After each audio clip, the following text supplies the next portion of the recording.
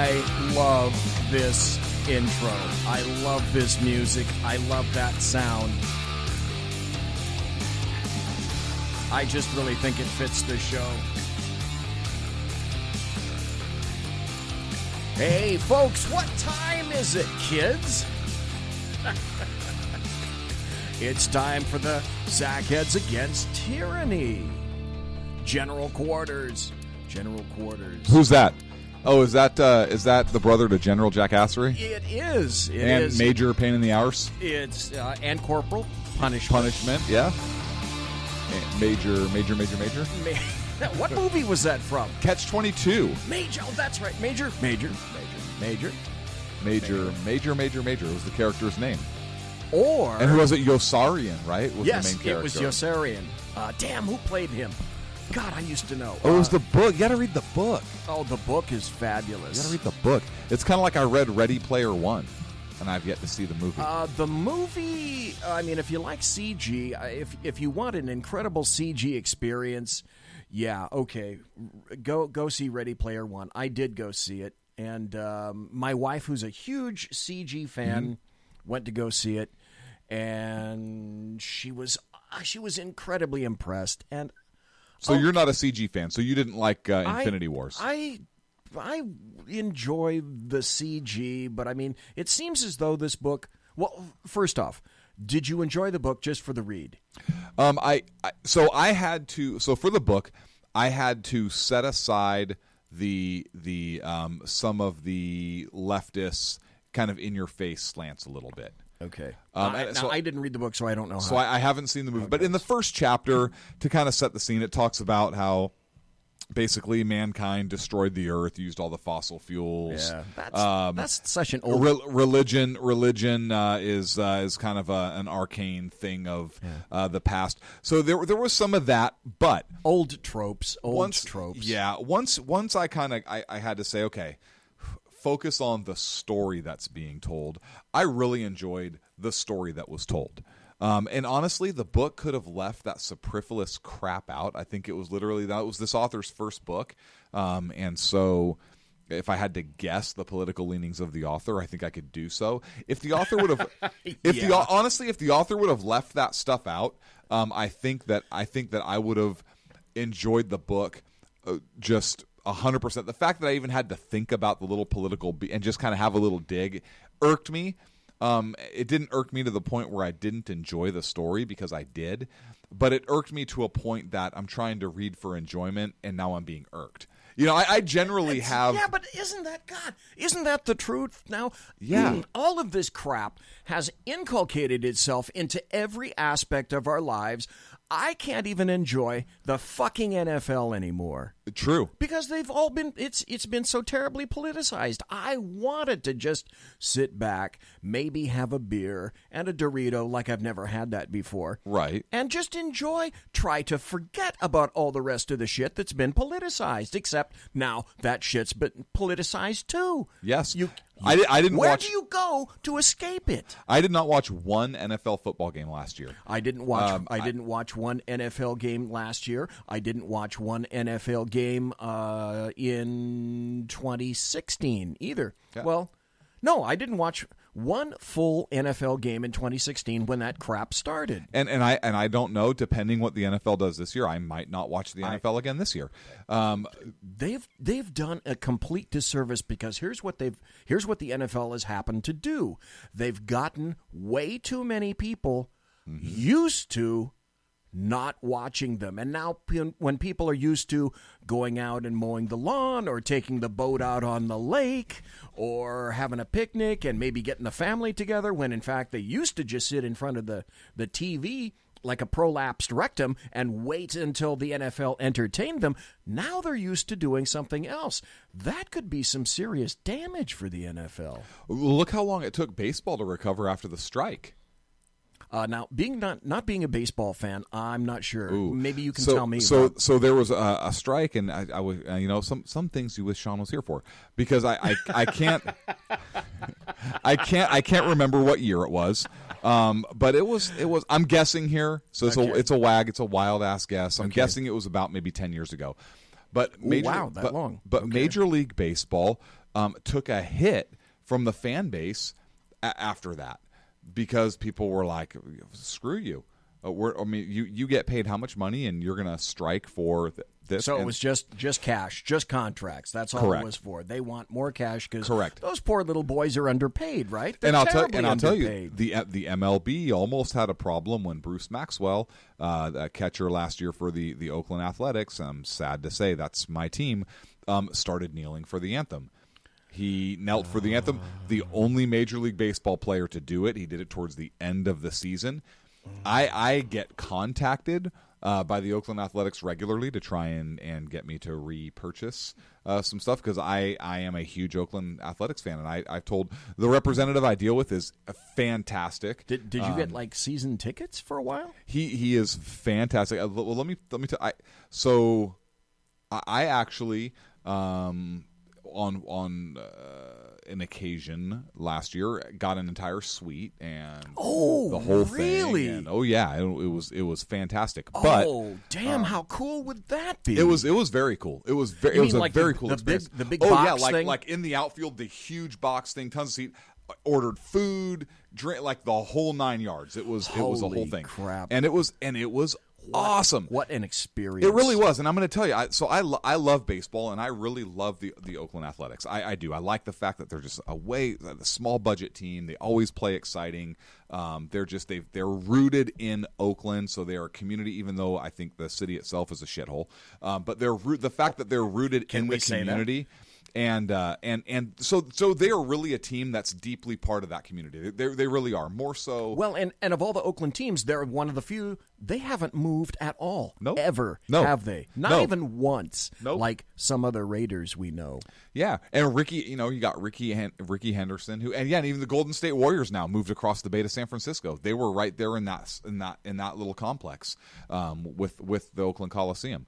And even Ricky Henderson, local hero, joined Oakland Athletics, and still very much a part of the organization. So, you go to the ballpark, and it's not uncommon to see Ricky Henderson walking the halls of the ballpark. It's phenomenal, and he's that would be way cool. He's very nice. Yeah, so I was actually in an elevator there was a group of guys, and this happened just last year, and in steps Ricky Henderson, and he says hi to everybody, and ride the elevator up, and he's personal and gets off. He doesn't have a big entourage or anything like that, but it's so cool how that organization really is rooted there. It's sad that they're in the city of Oakland, and that their fan base isn't really there. The people of Oakland like them, but they don't go pay for the games or go see tickets for the most part.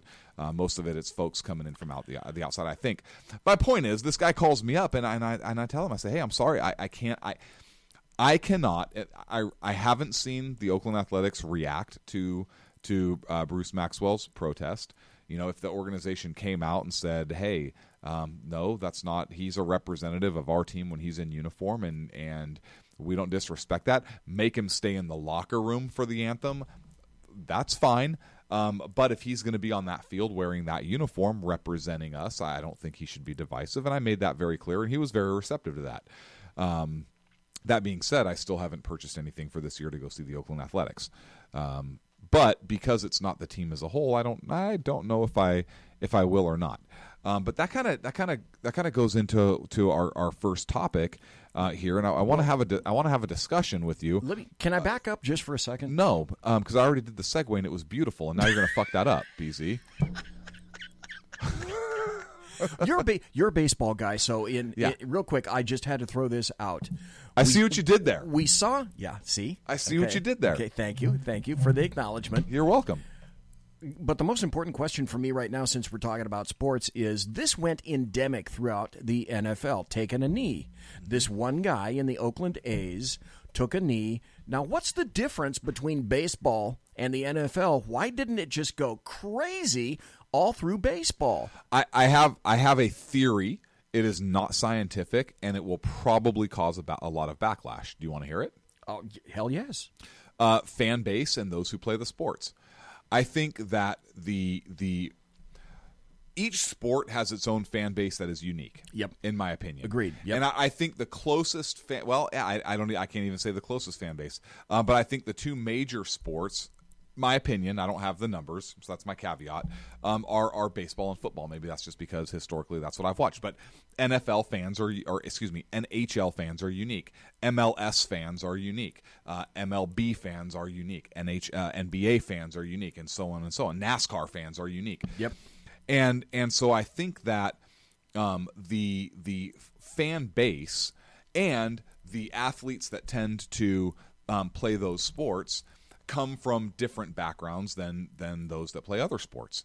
And I think that because of those differences in backgrounds and fan bases and so forth, it allows certain things to take root in the certain cultures of what those sports are. For example, you look at how the Sacramento Kings responded to the Black Lives Matter protest in Sacramento. Completely got on board with them and talked about how how horrible the police department was in essence and all kinds of other stuff.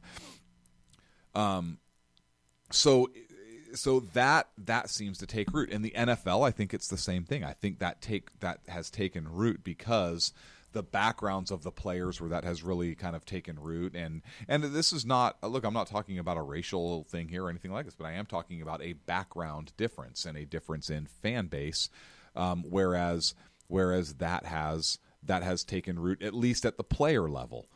Now, when you talk about the NFL fan base, I think it's different in that the fan base is such a broad spectrum. I mean, you have people from all different backgrounds and walks of life where they would be able to come together on a Sunday and watch football, different political points of view, everything. Everybody just enjoyed football.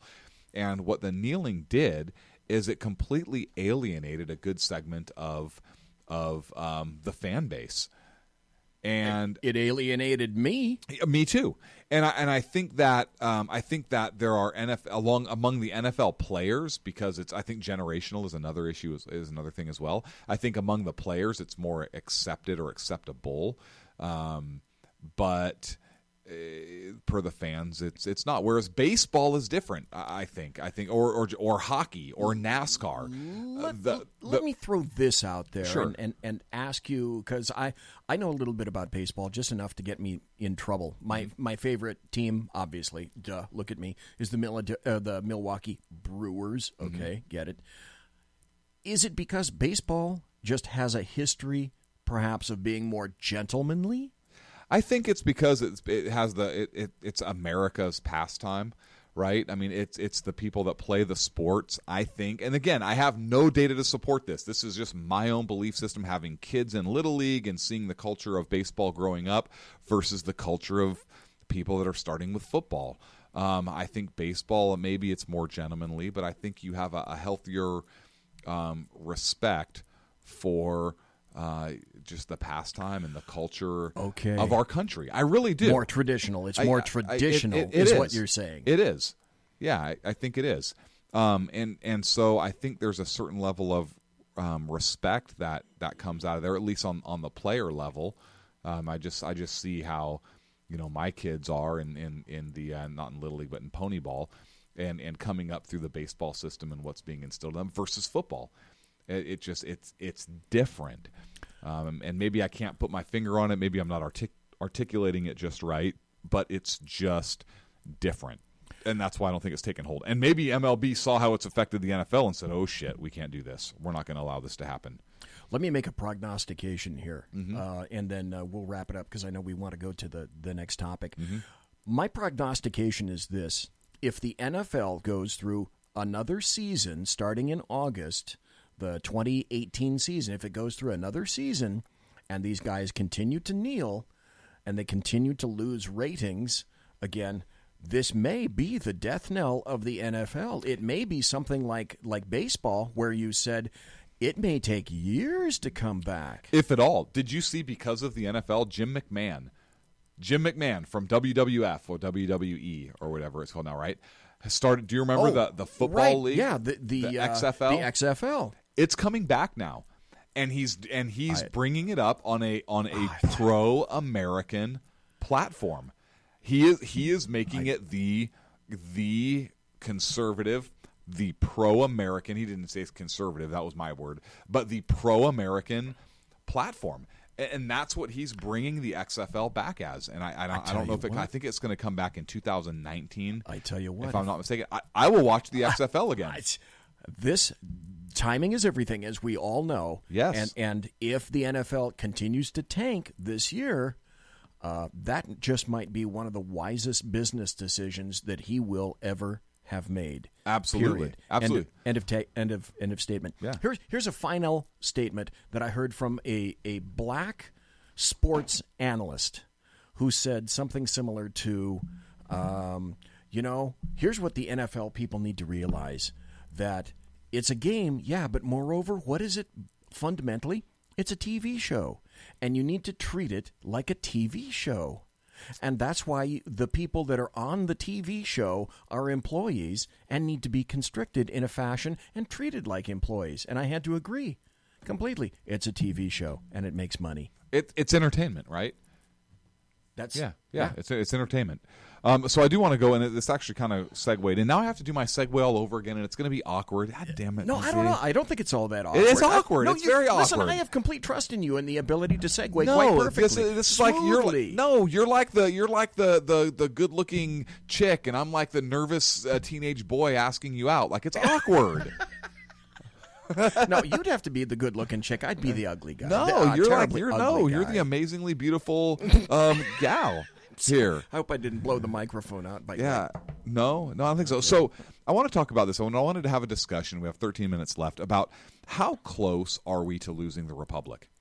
How close is the Republic to collapse? And here's why I bring this up. I saw a news article and kind of looked at some numbers, and there are. For the 2018 election, for really the first time that I know of, maybe you were around in like the late 1800s when it was maybe a little more prevalent, where... Yeah, I was making wagon wheels and things like that back then. Yes. Listen, I was gainfully employed. Yes, no, for sure. But we have people running openly as socialists for... judgeships. There's one individual out of Houston who's running for a judgeship, openly socialist. People running for there's one individual, and I have to refer to the article for his name, who's running for the U.S. House of Representatives, and he is knowingly aligned with the Communist Party. Perfect. That's just what we need. If we have these candidates that openly being I would say anti-American. I don't know how you are a Marxist or how you're a socialist or how you are an avowed communist and still be able to support the Constitution. I have no idea how that's able to happen. But the Texas attorney Franklin Bynum is the one who is touted by the Democratic Socialists of America comrades. This is in Texas. Texas. This is a red. At one time, just ask Dan Butcher. Theoretically, a red state. Yeah, well, red may take on a different meaning now, right? Yeah. But there's another individual. There are 20 candidates this year in Texas who are affiliated with the Democratic Socialists of America. 20 openly affiliated with Democratic Socialists of America. God. But I want this one guy who's running for a U.S. House seat. His name is Ali Khorasani, Khorasani. Yeah, a good Irish boy, right? Ali Khorasani, and this is his quote. His quote to the Texas Observer, which is a magazine in Texas. So, quote.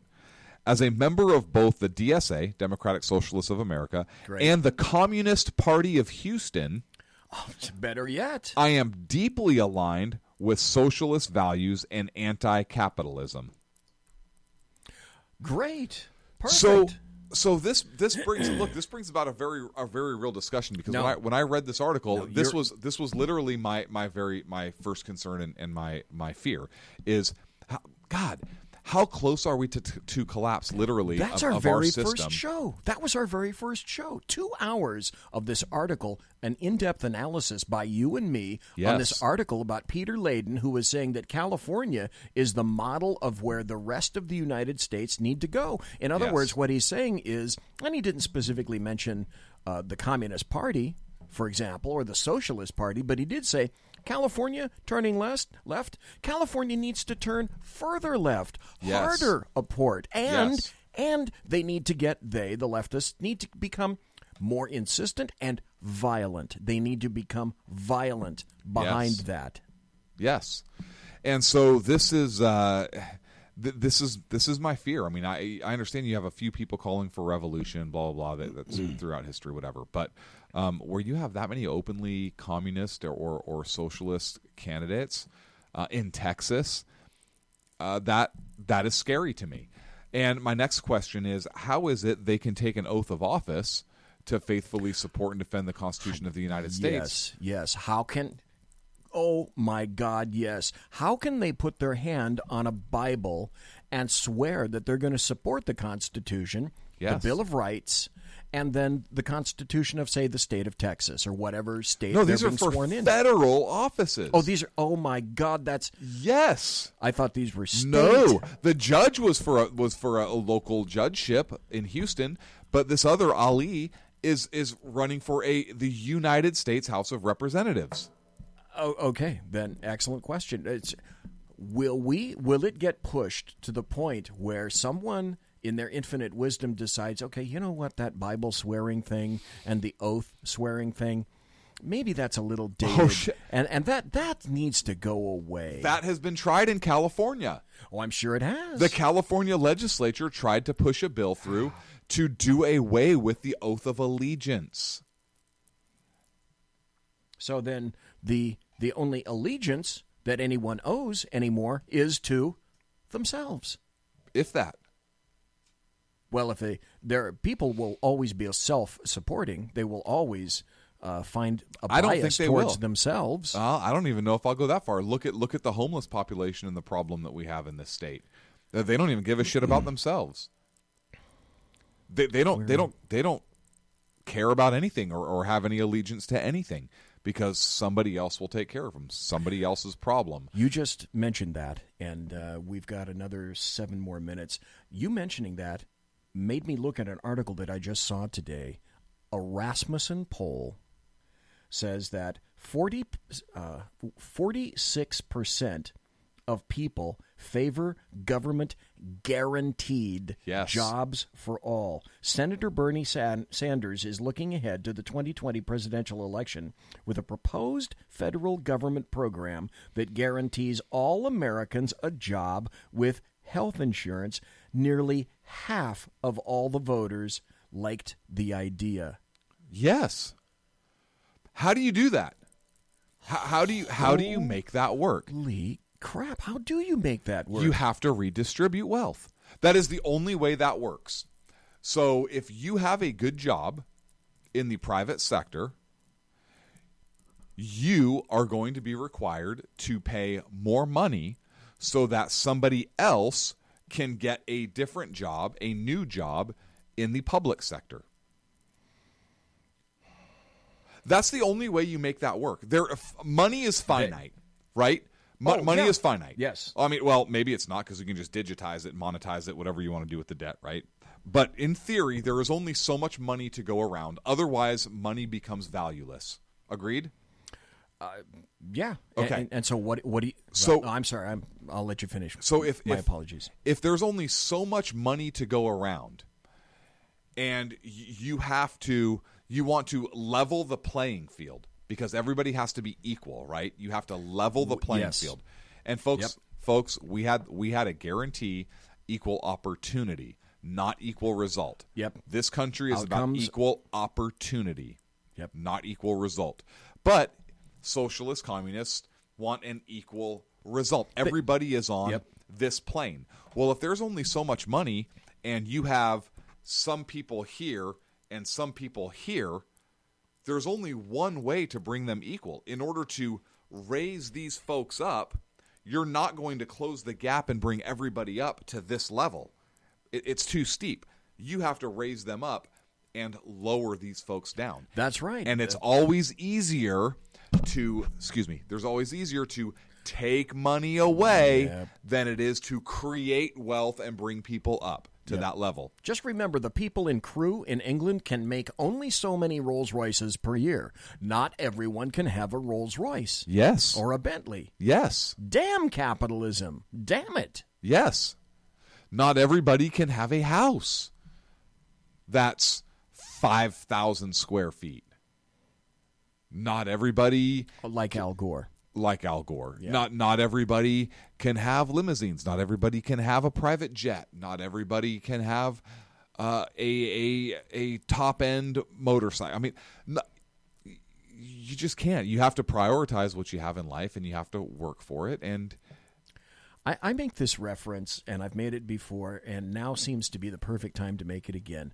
I'm not going to tell you the gist of the story, but I made reference to it the first year that I was on. As a matter of fact, I think in my first radio show.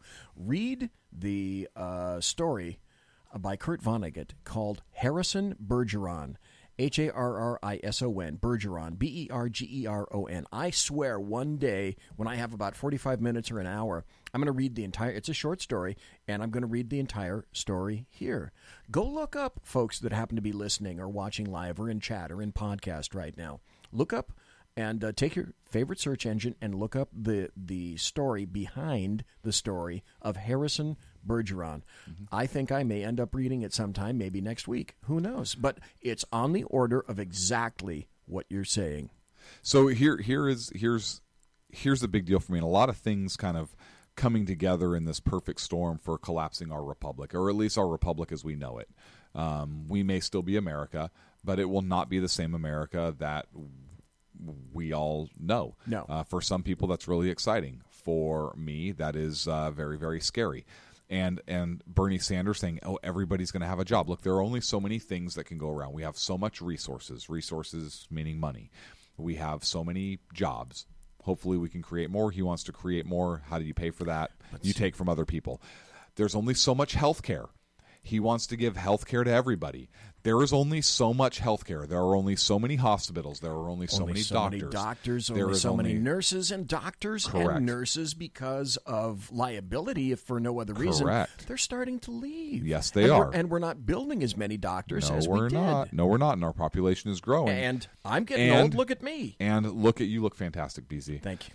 And so once you have only so much care available, if you have universal health care and everybody has the ability to go to the best everything all of the time, what does that mean? Dr. Emanuel, Rahm Emanuel's brother, who said that, we're going to have to ration health care. Yes. And by the way, when they said there wouldn't be death panels, he said, and we're probably going to have to consider that little niggly thing called a death panel. Yes, because with only so much care to go around, it's like a mass casualty incident, and you only have so many ambulances, so many EMTs, so many fire trucks on scene, and if your casualties exceed that, you have to triage. Yep. And so what does the triage from a government look like? Right? It has to be a curve.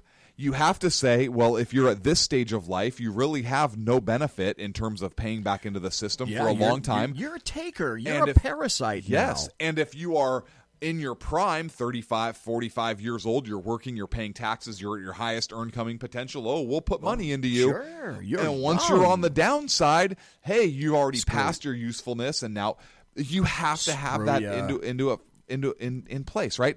And if for those of you that say that will never happen because we are far too generous as a society, look at what just fucking happened in England.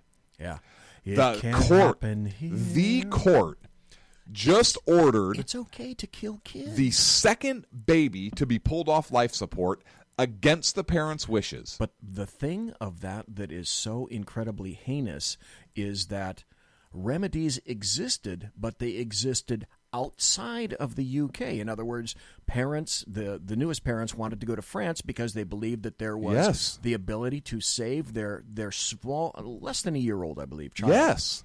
And the state, the government of the UK forbade those parents from taking their child out of England to another country to save them. They said they couldn't do it, and the government went to a court to sue, and the court said, you can limit them, you can make them stay here, and their kid died. And not only that, but you can pull your kid off child support, off of life support. Oh, sure, because the nurses or doctor or somebody came in and said, "Oh, the child will die within hours, not viable." It's been a week and the kid was still alive. I don't know that I haven't checked the status of the story in a couple days, but no, that baby did not die right away, and is suffering because of the decision of the government. Yeah, beautiful. So now you have people openly running, like Bernie Sanders, who wants to run on that. Oh, it can't happen. And here. it would never happen here. It can't happen. It would never happen here, right? It would never happen in England either. We're up against a break. When we come back, sir, we're turning it over to BZ, where he's going to discuss some interesting tidbits related to the President of the United States and the Justice Department and on and on. All this and more on the other side of the break. Against tyranny. It can't happen here. It will never happen. Conservative media done right. You're listening to the SHR Media Network. Hey, it's Sean from the Sackheads Radio Show. Also one of the owners here at the SHR Media Network. Are you opinionated? Have you ever wanted to do your own show? Have you ever heard somebody like the Sackheads and go, yeah, I could probably do that better? Well, now's your chance. Send me a 5-minute clip at sackheadsradio@gmail.com, and maybe you can be part of the SHR broadcasting team. sackheadsradio@gmail.com.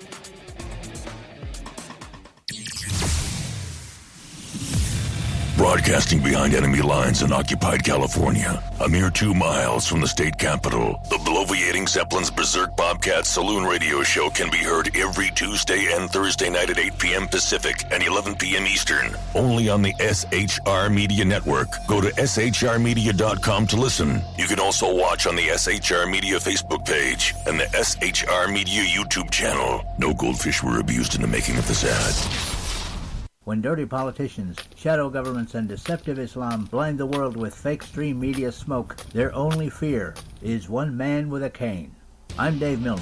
Join me through shrmedia.com, highplains.talkradio.com, and the Western Free Radio Network at Spreaker, YouTube, and iTunes for a different perspective weekly on the Unpleasant Blind Guy. And catch me on Jeff Mitchell's EDL Radio on blogtalkradio.com. There's no surrender ever, because truth is not always pleasant. Hey guys, it's Sackhead Clint. I'm excited to tell you about a brand new show here on the SHR Media Network. I'm teaming up with the one and only all-powerful, the bloviating Zeppelin, sitting here to my left, bringing to you a fresh new show here on the network. It's Against Tyranny. And we'll be picking up where the Sackheads left off. Excited to be with you, sir. Sackheads Against Tyranny. We're going to chat. We're going to chat Wednesday nights. SHAT. Sackheads Against Tyranny. Wednesday nights, 11 p.m. Oh, it's the same time, right? 11 p.m. Eastern, 8 p.m. Pacific. Same sack time, same sack channel. Yep. SHRmedia.com. See what I did there? It's your business diva here, Melanie Collette. I am inviting you to a front row seat as I discuss some of the most intriguing details of wealth and finance with today's movers and shakers in the world of business. Listen in and discover financial truths on a global, domestic, and household scale. Uncover topics that will impact your wallet today and in the future. Money Talk with Melanie airs Monday through Friday, 5 p.m. East, 2 p.m. West, right here on SHR Media and High Plains Pundit Talk Radio. You can't afford to miss it. Human by race, Christian by faith, American by nationality, and conservative by choice. Reverend Ralph J. Chittum Sr. is the right guy on SHR Media from 8:05 to 9 p.m. Monday through Friday. And if on the rare occasion I am ever wrong, I will still always be right. The right guy on SHR Media. Hey, this is Michael Wright. And I'm Shannon Wright. Join us for The Right Way with Shannon and Mike, Monday through Thursday from 7 to 9 a.m. right here on SHR Media. Why are they joining us? For fun things like sports, politics. Oh, maybe some news and entertainment? And all kinds of other things. Money and recipes and events, all kinds of stuff. Yeah, so join us Monday through Thursday, 7 to 9 a.m. here on shrmedia.com. Hey, BZ. So the plan's working. You got rid of Sacco. Sean is now stepping away. I never even saw him. And I know, and Insidious. You know, we talked about this for a good for the last 3 years, and finally coming to fruition. You know, I'm still in the room, right? It's almost like he's here still. Did you hear that? Yeah, it's kind of. It's amazing. It's kind of at you. It's kind of eerie. Kind of a poltergeist. Like a poltergeisty thing. Yeah, Sackheads against tyranny. You're listening to the SHR Media Network.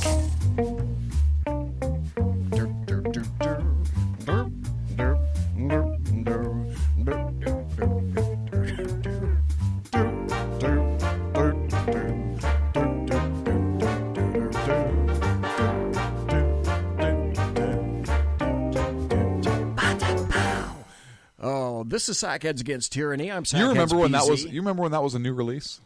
The song? Yeah. Yeah, I was in my 40s, and I was on stage. I think it was we had a really rockin' band at the time. Yeah, we had a good 12-piece orchestra, and man, I had some spats. I had these cool white shoes. I had long tails. I mean, it was a great time. Were you called? Was your band name? Was your band name the Fop Doodles? No, we were. It was. Do you know what a Fop Doodle is? Well, sort of the opposite of a fop daddle. No, fop doodle is actually a real word. Did you know that? It sounds made up. Okay. It is a real word. You made it up. I'll bet you $100 I didn't make it up. Really? Really? This deserves a close-up, okay? Folks, what is that? There you go. So Benjamin Franklin, I am not going to gamble on live radio. You want to bet me? Gentleman's bet. Gentleman's bet. For $100 off camera.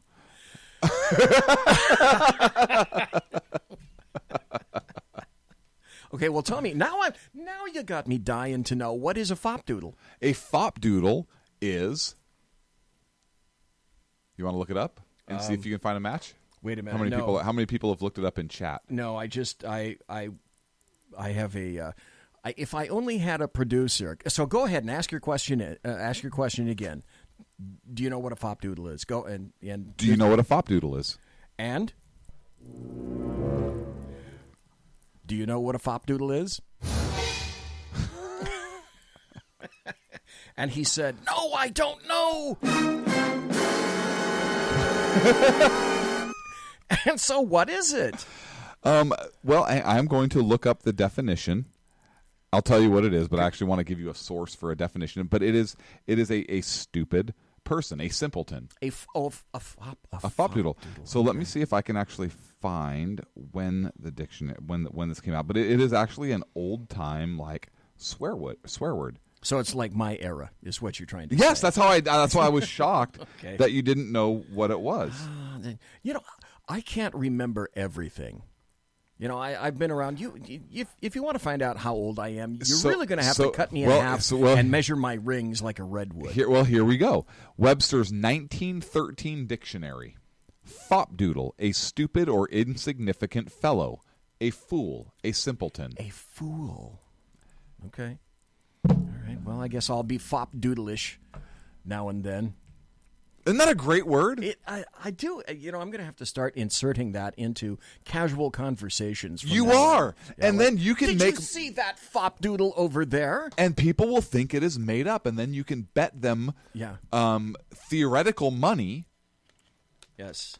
Folks, I can bet you $100 I know what a fop doodle is. Bet me. Go ahead. Bet me. Yeah. And then you make them get on their cell phones right here, and you make them go, okay, go ahead. Look it up. Yeah. See what a fop doodle is. Yeah, see if I just made this shit up or not. Yeah, because guess see what? If it's real. In about a minute from now, I'll be $100 richer, and you'll be $100 poorer. Yeah. So go ahead. I got a story for you. Challenge me. I got a story for you. I love your stories. It's not a great story. It's really not. But it's a little story. I expect greatness. It's a little story. So, one of my children was getting a little too big for their britches, and was saying something, and I just completely screwed with their loop in their brain, and I just said, I'm just going to pretend you're not here right now. And my child said, I am here, and you can't make me go anywhere else. And I said, you know better than that. I said, but so I can respond one of two ways, right? I can either grab their little ass by the hair and march their little butts to their room, or I could have a little fun with them. Okay. And so I said, decided to screw with them, right? So I decided to screw with them because what else is a good parent going to do? Of course. And I said, okay, I will bet you your allowance. But not really. This is theoretical money because I don't bet, nor do I engage in childhood gambling. Right. No wagering here. Right. None. Not whatsoever. Did not do this. But so for the sake of the story, I said, okay, I will bet you that you're not here right now. And of course, I get the indignant look. Like, Dad. Yeah. Dad. Nope. I can prove that you are not here right now. And if my logic is invalid, then okay, you can have your way. Okay.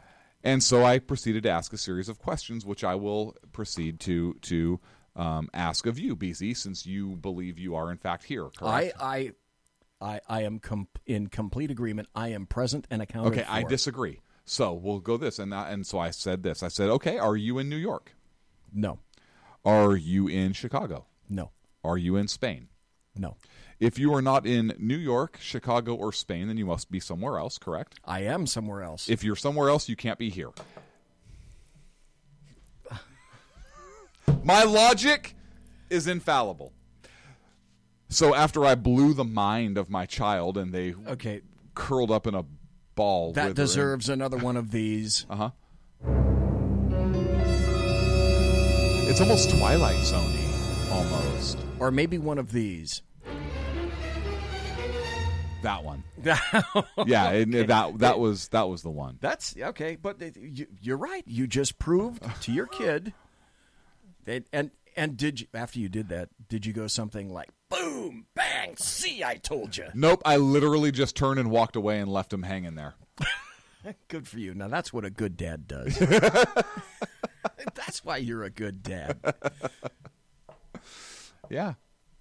By the way, I just proved to the world that BZ was not here. Because he's not in New York, Chicago. Or Spain. Or Spain. So he must be somewhere else. Yep. And if he's somewhere else, he can't be here. Nope. And I am not. Topics. Okay. Hey, before we go to topics, I have to play this one. There's a guy named Jim Jordan. We're going to get into the deep state. Is that Michael's brother? It is. How do you know this stuff? Okay. Anyway. Here's Jim Jordan, Representative Jim Jordan in Ohio, and he's talking to, he's talking to Waters of Waters World.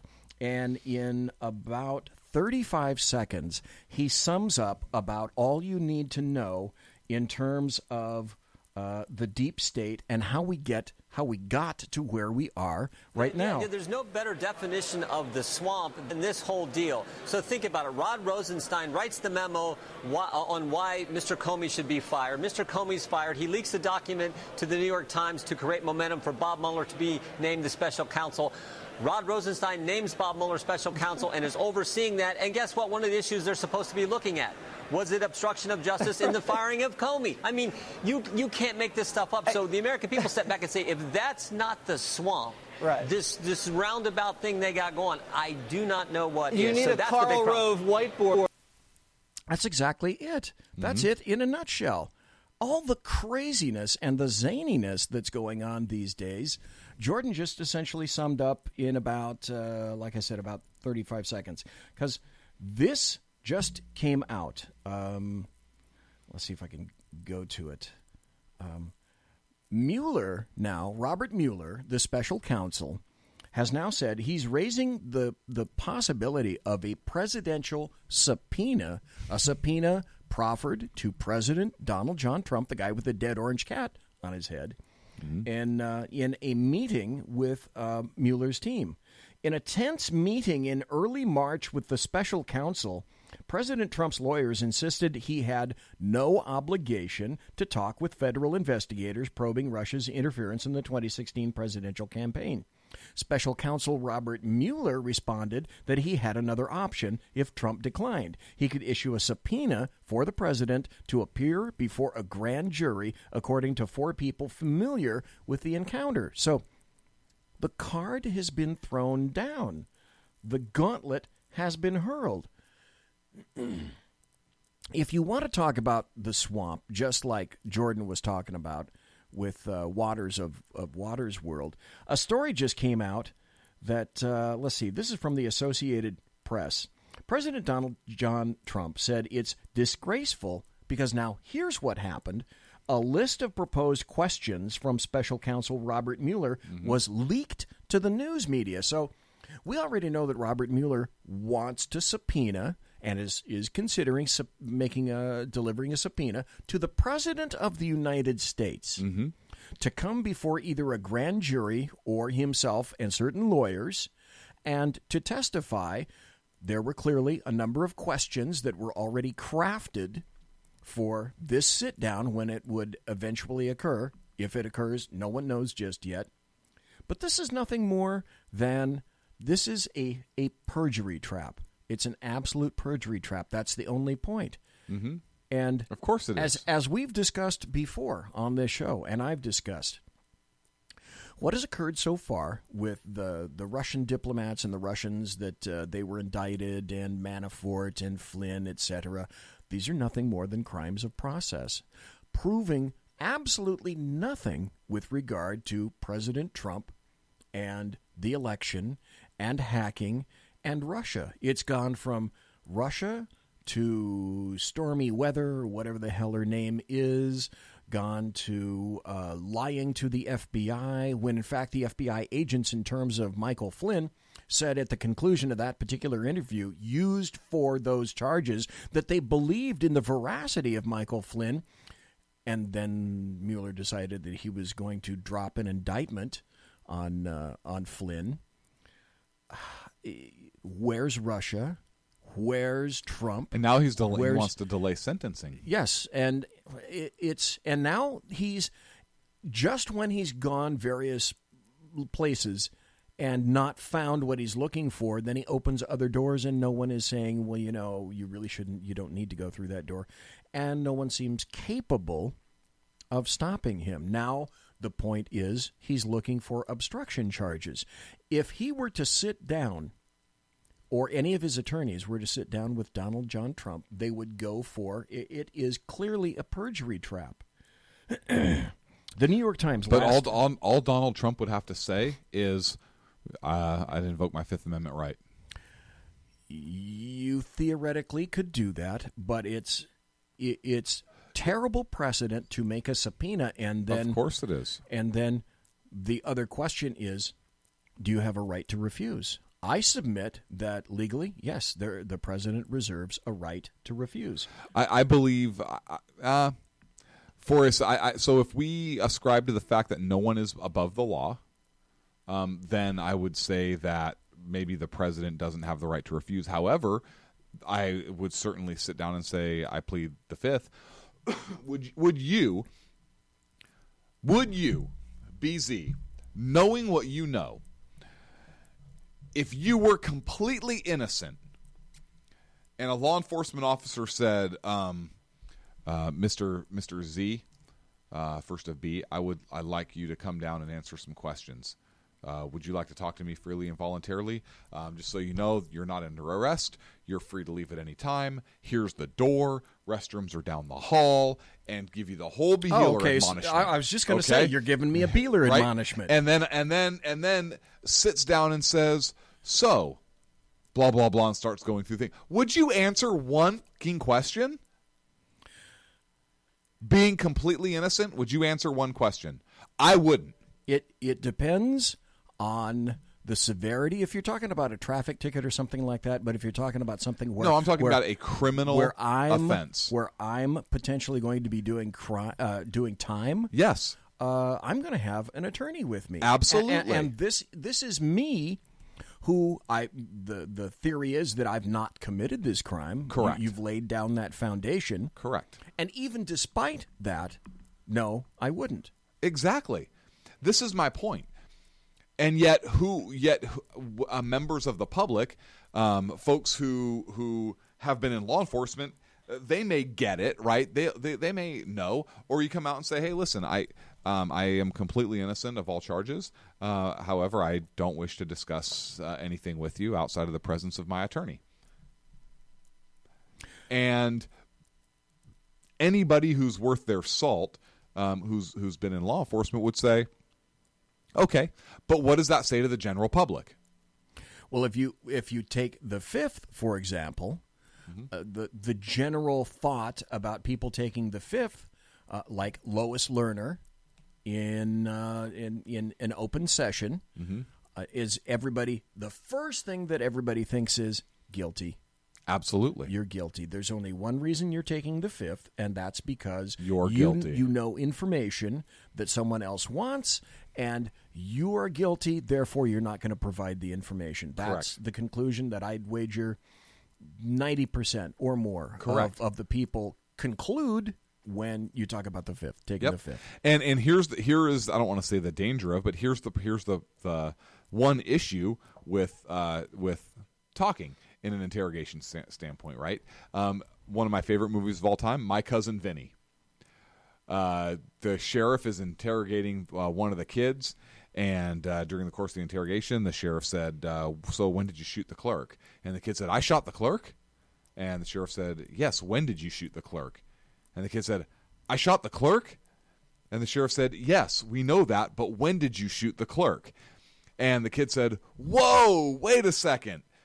And then comes back testimony time, and the sheriff is reading the transcript of the interrogation, and the sheriff said, "And I asked the subject, when did you shoot the clerk?" And the subject said, "I shot the clerk." I shot the clerk. Right. Yeah. He said, "I asked him again," and he again said, "I shot the clerk." So well, I wouldn't say a effing word.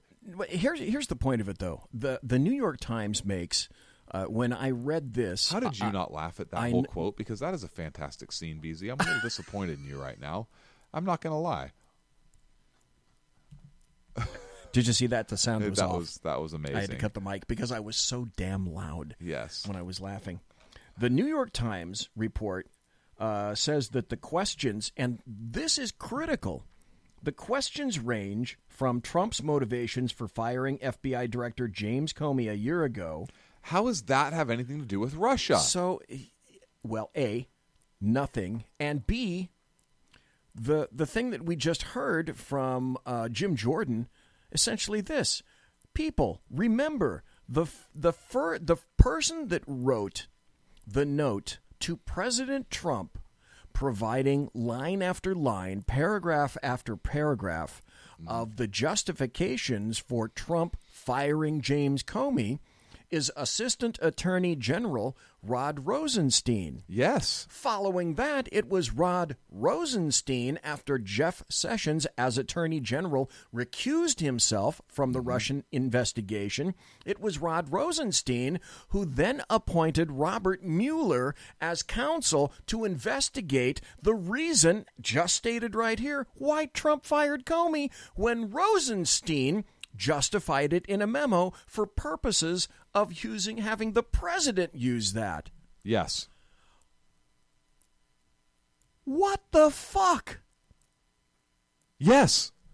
Where is any of the sense of that? Rationality, proportion, common sense, logic? How tainted is this investigation? All out the door. Okay, so now I have some questions. Well, hang on. How tainted is this investigation? We know already. It's very tainted. We know this thing would get thrown out of court so quick.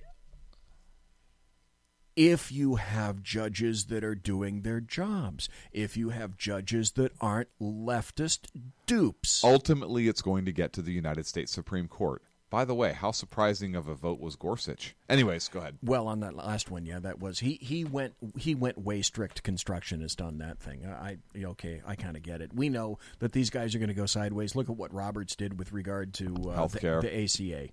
Yeah. In any event, here's an article from the Wall Street Journal. Mueller outlined, and I refuse to call him Mueller. It's spelled Mueller. outlined questions, over 40 questions for Trump in the potential interview. This is from the Wall Street Journal. One question asks whether the president ever discussed whether Mr. Sessions would protect him as Attorney General. What does that have to do with Russia? Mr. Trump has repeatedly attacked Mr. Sessions' decision to recuse himself from the investigation. What does that have to do with Russia and the election and hacking? Another question focuses on Mr. Trump's attacks on the special counsel investigation itself. What does that have to do with Russian hacking and President Trump?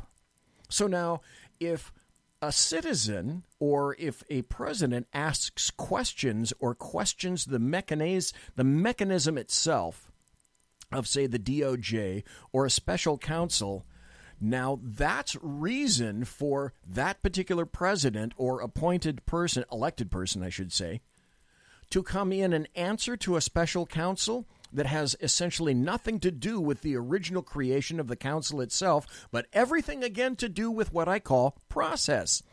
This is nothing more than a perjury trap. It's Mueller with Democrats followed and surrounded by Democrats, and all of these people hate Trump.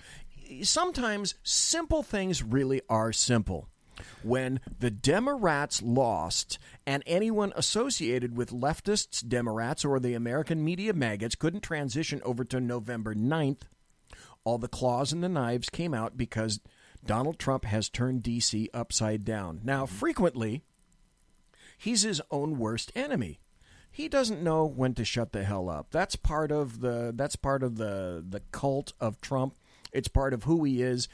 Of course he's an egomaniac. Of course he's got a terrible hair job. Of course you can't really count on what it is that he says, but you can count on results. Yes, and we're going to get to results towards the end of this show. But all of this stuff is about process. The only point of this all is that it's an attempt to get him. So I'm going to get to this. We've got about 3 more minutes. Here's the new sheriff in town, though, that just walks in. There's the new guy, Emmett Flood, who, just as you indicated earlier, was a representative for President Clinton impeachment when he was undergoing an impeachment process. Yep. And President Donald Trump's legal team became significantly more cohesive today with the addition of Emmett Flood, a veteran white-collar defense attorney. It also became more aggressive, which could prove tricky for special counsel Mueller. Good. Mueller, a longtime Washington lawyer who's known Flood for quite some time and who spoke anonymously because of client sensitivities, said there's no chance Flood will let the president sit for an interview with Mueller.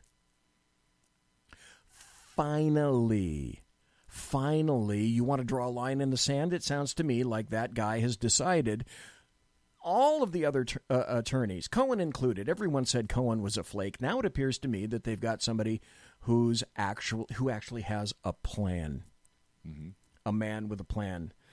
Mueller finally has somebody who's his match, that person said. You've got a fair fight now. The person also said White House counsel Don McGahn played a significant role in bringing Flood into the president's legal team, pushing for him to be offered. And I was listening to some leftist crap today, Ty Cobb, the president's attorney, has been planning for quite some time to retire. Now he's going to retire. The leftists took that today and went south and saying Ty Cobb is incompetent and he's been kicked out. He's being run out of D.C. on a rail, and this guy Emmett Flood is a ball buster, but he doesn't know anything about what's going on. You don't let Donald John Trump, he's a bull in a china shop. A small china shop. Yeah, a very small china shop. But he is, of course, turning things upside down. But now you've got somebody in there who's actually saying no to Mueller, or potentially is going to say no to Mueller.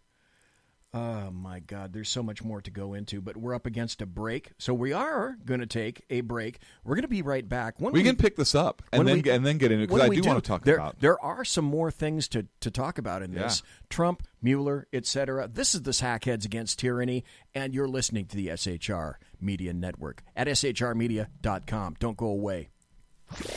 Conservative media done right.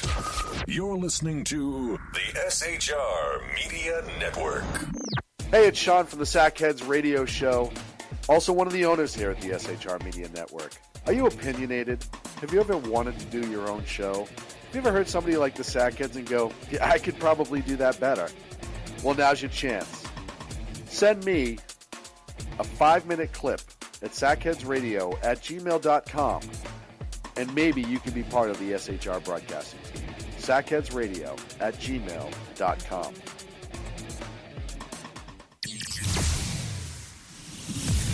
Broadcasting behind enemy lines in occupied California, a mere 2 miles from the state capitol, the bloviating Zeppelin's Berserk Bobcat Saloon Radio Show can be heard every Tuesday and Thursday night at 8 p.m. Pacific and 11 p.m. Eastern, only on the SHR Media Network. Go to shrmedia.com to listen. You can also watch on the SHR Media Facebook page and the SHR Media YouTube channel. No goldfish were abused in the making of this ad.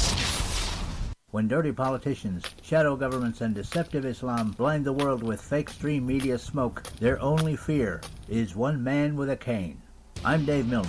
Join me through shrmedia.com, highplanestalkradio.com, and the Western Free Radio Network at Spreaker, YouTube, and iTunes for a different perspective weekly on the Unpleasant Blind Guy. And catch me on Jeff Mitchell's EDL Radio on blogtalkradio.com. There's no surrender ever, because truth is not always pleasant. Hey guys, it's Sackhead Clint. I'm excited to tell you about a brand new show here on the SHR Media Network.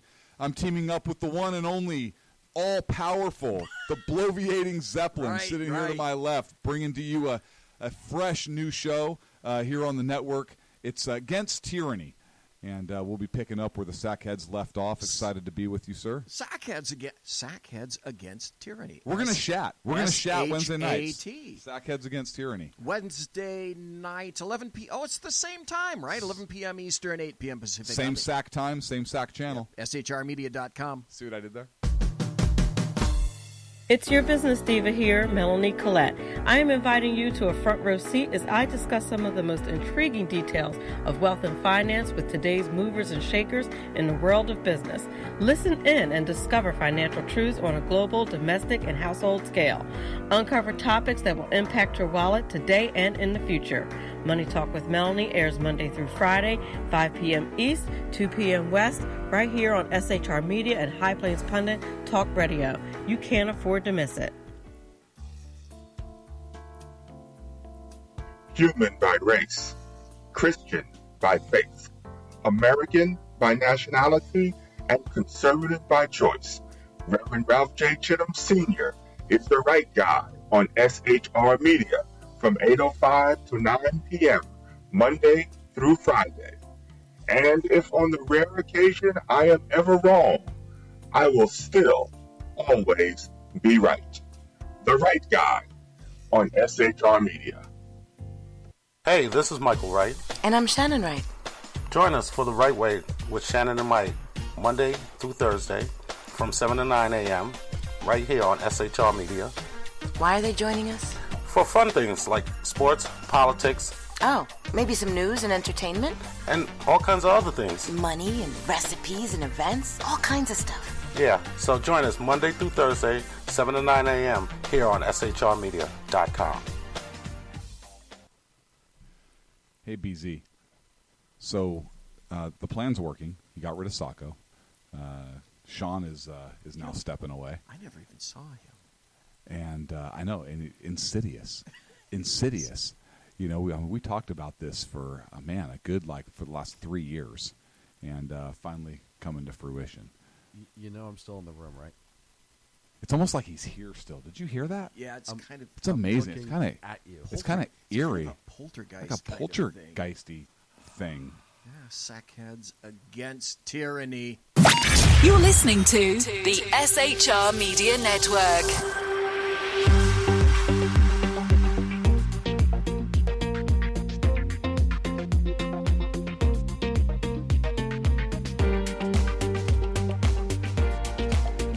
I like this one, too. It's a good one. It's a good way to bring us back in. Anyway, you're listening to the Sackheads Against Tyranny show with Sackheads Clint and Sackheads BZ. It is May the 2nd, Wednesday, May the 2nd, the year of our Lord 2018. You're watching us live and direct on the SHR Media Network. Go to shrmedia.com if you want to listen and get into the chat room. Or if you want to watch, you can watch on the SHR Media Facebook page, or you can watch on the SHR Media YouTube channel. 2 buttery, delicious ways of watching, one way of listening and getting into the chat room. As I said earlier, when just before we went on the air, the chat room, folks, there is only one. There is only one chat room, and it is in the shrmedia.com website. And we ask that you only go to the SHR Media website. Please, my son, only do that. Can you make my boy look better? I want you to use all your skills and all your powers to make my boy look presentable. Can you do this to me in the chat room? Well, the answer ought to be yes. Of course you can. That's a Godfather reference. I got it. Okay, all right. I just had to be sure. I got it. But we were talking about Joseph DeGenova. Did you bring the cannoli? Hey, you want a cannoli? Can't take a picture without Michael. Leave the gun, take the cannoli.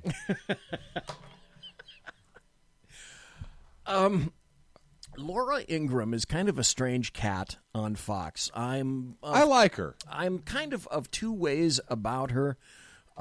She can get kind of heated about things, but she's got great guests. You know, nudge, nudge, wink, wink. She's got great guests. Well, one night she had a great guest, and this dude I like to listen to. I like to listen to Alan Dershowitz because he's got a good legal mind. And though he's a leftist and was a member of the ACLU, but he's not anymore because even the ACLU left him behind, a leftist. Wow. He still supports free speech, the Second Amendment, the Bill of Rights, and the U.S. Constitution. And, of course, he's excoriated by all the leftists because he does still that. But he's worth listening to. And so is another guy that used to... Dershowitz? Yeah. Oh, Dershowitz is a very, very lefty guy. He was a big supporter. But he likes 2A? But he is a supporter of the founding documents. Okay. And particularly free speech. And so when the ACLU and various other leftist groups diverge from the founding documents, he has a pretty serious problem with them. There's another guy who used to be a federal prosecutor, and he was coming in on Laura Ingram's show, and he was weighing in on what it means when these questions come in, and it's in terms of process. Joseph DeGenova is the guy's name, and when he's on, I like to hear what he says, because he's another guy, an attorney, who thinks like an attorney and has a great legal mind. So, okay, Laura, why aren't you playing? Okay, here we go. For the president, we need to ask who stands to most to gain. Well, the former assistant... Okay, the question that she asked that we didn't hear is, who benefits from leaking the questions for Trump? Bob Mueller blamed President Trump for the leak, but Trump blasted the leak himself in a tweet earlier today. A report in the Washington Post tonight, though, suggests that the leaked list may be a series of questions compiled by Trump attorney Jay Sekulow. It may have actually been a list of questions that the president's legal team believed Trump would be asked. And that's exactly what happened. These are questions that they were saying, okay, Don, sit down because we've got a list of questions that we think if you do sit down, here's what he's going to probably ask. Moot court situation. Let's ask 2 top legal minds why they think the list was leaked. Former U.S. Attorney for the District of Columbia, Joe DeGenova, and former Whitewater Deputy Independent Counsel, Saul Weisenberg. Joe, let's start with you. I mean, the intrigue about who leaked what and who has motive. I mean, it's like Columbo here, Joe. But I actually don't care who leaked it. No. I think what's important is that these are clearly the types of questions that have been discussed between the president's team and Mr. Mueller. And the question is, Mueller. What do these questions say? Mueller. They say that the investigation is now lurching into territory protected by the constitutional privileges of the President of the United States. Yep. Thank you. Yep. And that if Mueller let's assume these questions are accurate, that this is what Mueller wants to ask. If they are, and if he insists on answers and will not accept written answers and demands an interview, which the president rejects, and then Mueller insists on a subpoena, we are headed to a constitutional crisis because the president's not going to answer these questions. Listen to this. You were talking about it earlier. We were talking about, hey, what happens when everything breaks down? What happens to the rest of the nation? Now we've got somebody here who's an attorney who works in the system, and now he's talking about a potential constitutional crisis. Under any set of circumstances. Saul, when I saw tonight this report in the Washington Post about the presidential subpoena, you know, it takes kind of a lot to shock me these days in Washington, but I took a couple of extra breaths there. Your reaction? I'm not sure I saw the Post thing. Is there is the subpoena already issued to the president? No, it's just apparently Mueller raised the possibility with the Trump legal team, reportedly. Well, I think Joe is absolutely right. If President Trump decides not to sit in for an interview and answer these questions, and these are very broad questions. By the way, the guy that's talking right now is a guy called Solomon Weisenberg. He's a former deputy independent counsel who was appointed by the federal government for Whitewater. So he's been on the end that Robert Mueller is sitting on right now, which is why what he says is important. And he's saying essentially the same thing that Joseph DeGeneva is. This is a constitutional crisis. Definitely raise issues of both executive privilege and separation of powers. If he declines to answer and Mueller issues a subpoena, it's not just a question of does Trump invoke the Fifth Amendment or go to the grand jury. He's going to go and litigate this issue. And here's something that is very interesting that I don't believe anybody has talked about. Remember in the Watergate years, you had U.S. versus Nixon, where the Supreme Court rejected President Nixon's blanket claims of executive privilege. But in that decision, they pointed out that Leon Jaworski, the special counsel, had been explicitly granted the power to contest executive privilege. I'm not sure Bob Mueller has the power under his appointment from Rod Rosenstein or under the regulation to go in and even challenge executive privilege. So there's a possible third way for the president to bottle this up in court on the executive privilege issue. Oh, I love that. Joe, that's fascinating. Any particular questions in this lengthy list? And that's another excellent point, the separation of power. Where does that come in? These are unprecedented times. Yes. Jumped out at you and why? Yes, the questions putatively posed by Mueller about what were you thinking when you fired Comey? What were you thinking when you fired Flynn? The notion that a special counsel... Listen to this. This nails it, Clint. This fucking nails it. Can intrude on the thinking process of a sitting president while he was president, firing a person that you have ultimate authority, unfettered, unreviewable authority to fire under the Constitution, tells me one thing about Mueller. He has gone goofy. The question should not be answered under any set of circumstances, and I tell you something, I would litigate this to a fare thee well. These questions are sophomoric. Saul, any particular questions that you have? So when did feelings or emotions become important in a special prosecutor or in a special counsel? Apparently now they're of the critical importance. Does this surprise you? Does it surprise you? I'm not shocked at all. I want not to be shocked. I want to think that this is something in a continuing series because we saw this coming. No, I'm not shocked. We see it going, but... Yeah, I'm not shocked because it's this. This is the exact kind of stuff that I expect from the Mueller team.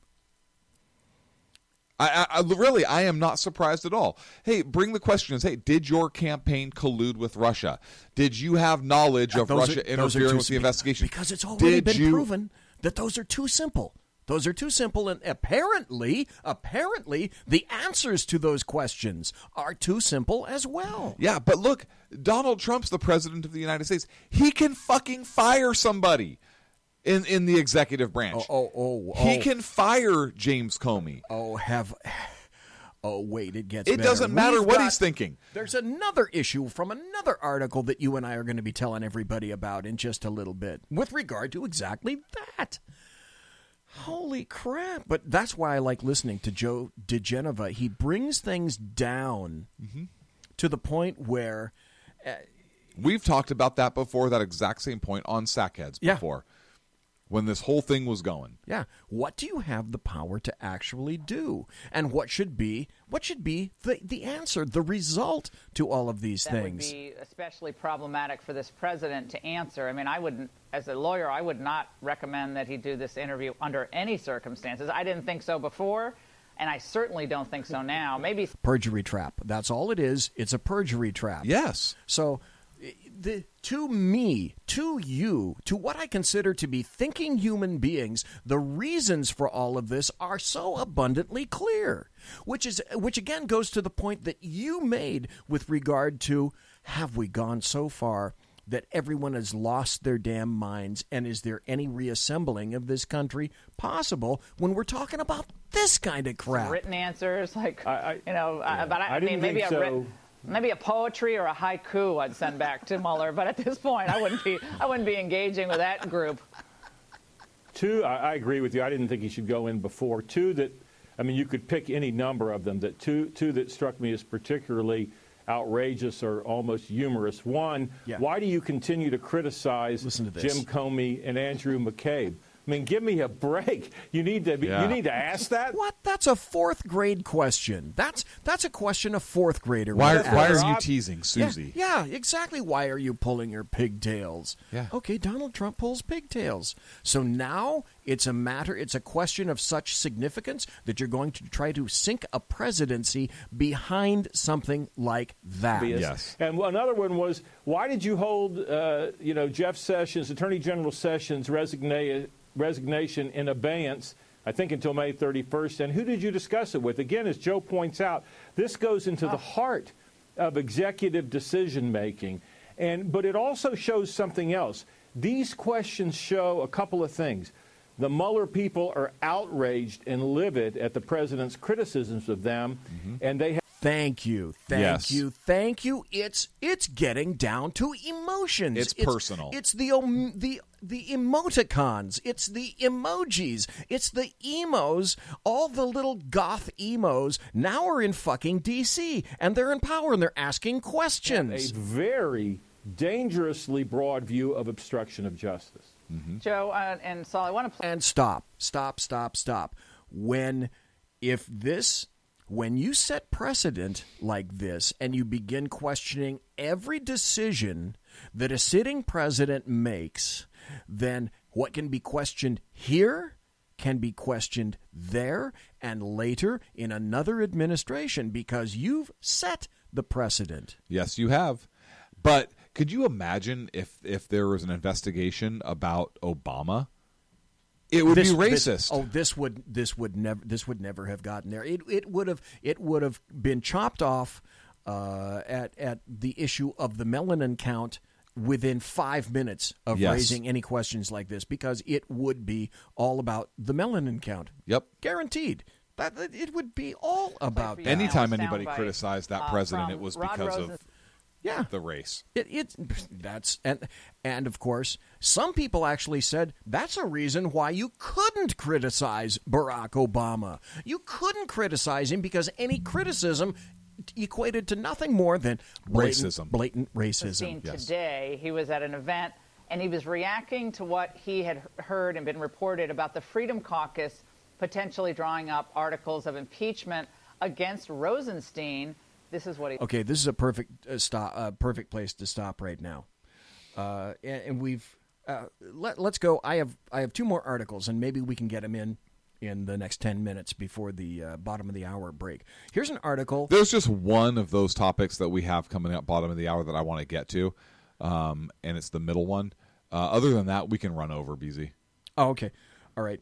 I told you about this. I during a break, I told you about this information that I'm going to tell everybody now, and you said, What's the purpose of that? Well, here's an article from The Hill, thehill.com. Mueller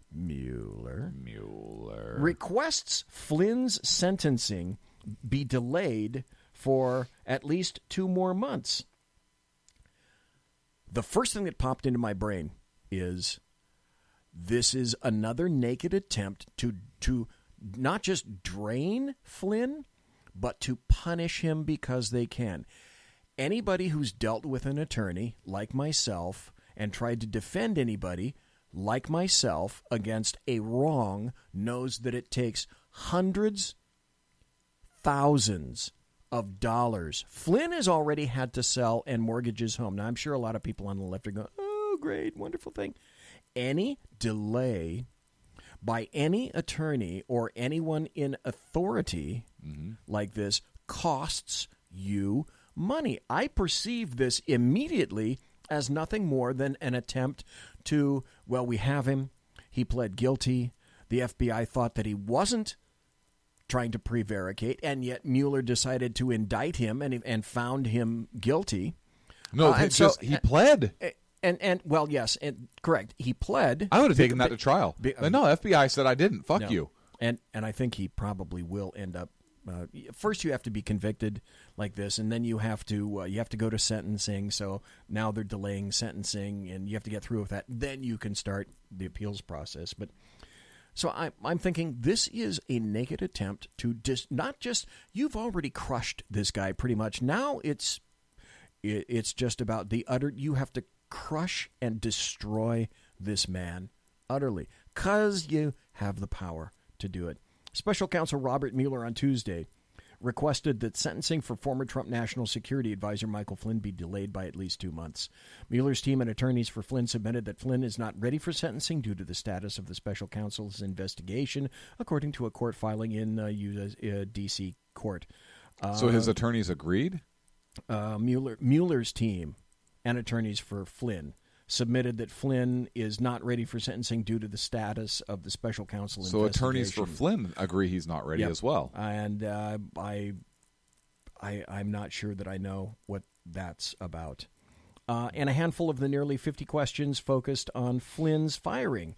That was from the New York Times, said they had attained a list of questions the special counsel planned to ask President Trump. So this kind of dovetails in with that. Now, I'm not going to go to this article. I'm going to go to this one right now. They made reference in that last audio cut to Rosenstein, the assistant attorney general. And I know this is so much like inside baseball, but people, stop. Let me ask you right now. I have a firm belief that all of this is, again, an abject, naked, soft coup on a sitting president. It was a soft coup on a person running for president. It was a soft coup, a continuing soft coup, and a president-elect. And it's a current soft coup against a sitting president right now. See, I don't think you can have a soft coup or otherwise on anybody until they're actually in office. So I think that there was certainly the plotting and planning was there, correct, in place. Absolutely. As the run-up to the presidency, run-up to the election. You remember, of course, when Trump was saying, I'm being wiretapped. Yes, and he was. And guess what? He was. He just didn't use the right word. He was under surveillance. Nobody goes into a closet anymore with, alligator clips and does that like the crap that I used to do. But it turns out he was right. He was being surveilled. And people laughed at him. And they mocked said, him. What a crazy guy. But, it's continuing to be proven. Now we have Rosenstein, who's saying, let me just go through the article. This is from Talking Points memo. Rosenstein on impeachment threat. And you're probably saying, impeachment threat? What the hell is that all about? He says the DOJ, because as far as he's concerned, he is the DOJ. Yes, he Rod is. Rosenstein is the DOJ, and I will not be extorted. How is Jeff Sessions not just all over his ass? I think Jeff Sessions, and people try to support him first. Before I even say that, what do you Clint, what do you think of Jeff Sessions? What has his performance meant to you? It's Jack squat. Nothing. He hasn't done anything. I know he was a supporter of Trump during the campaign. He was a very vocal supporter of Trump during the campaign. I don't know what happened to him. I think his job performance has been horrible. With the exception of coming to California and calling California out, that was magnificent. But he's firm on immigration. We know that he's pretty good on immigration. Look, Jeff Sessions was a senator. He's buddies with everybody in the swamp. And he knows them. They all know him. Absolutely. He's worked with them. He's rubbed elbows with them. He was one of the few guys that was pro-Trump. Yeah. I think that he I don't think he's running his DOJ. I think no, he's not. There's the guy that's running the DOJ, Roddy Baby. Yes, and I don't know why Sessions has been absent and allowing Rosenstein to just run rampant. He is acquiescing, in my opinion. He is acquiescing in his power, and if there are two, I'm going to tell everybody about the impeachment and why he's talking about impeachment and why he's talking about extortion, but then I want to weigh in with what's an alternative that could be done. Deputy Attorney General Rod Rosenstein said that he gets fired. The Department of Justice is not going to be extorted, and that he has no response to documents that nobody has the courage to put their name on in response to inquiries about the articles of impeachment in the House Freedom Caucus is drafting to possibly bring against him. So, okay, let me see if I can get this particular thing. Can you imagine the sphincter flex involved on all people if he actually does get impeached? Sometimes it is. If you find out there's anything incorrect in there, that person is going to face consequences. This is Rod Rosenstein responding. Sometimes there are innocent errors, but if not, you can face discipline or potentially even prosecution. And so that's the way we operate. We have people who are accountable. And so I just don't have anything to say about documents like that, that nobody has the courage to put their name on and that they leak in that way. But I can tell you, there have been people who have been making threats privately and publicly against me for quite some time. Here we go, down to the crux of the biscuit. And I think they should understand by now the Department of Justice is not going to be extorted. We're going to do what's required by the rule. Meaning I'm not going to be extorted because as far as I'm concerned, I am the Department of Justice. I am the deep state. And I am the rule of law. Yes, It is me. I am king. I am imperial. Who do we know that had another philosophy like that for 8 years? Law and any kind of threats that anybody makes are not going to affect the way we do our job. Of course, they're not going to affect the way that they do their job. So the question is, why is Rod Rosenstein acting like this?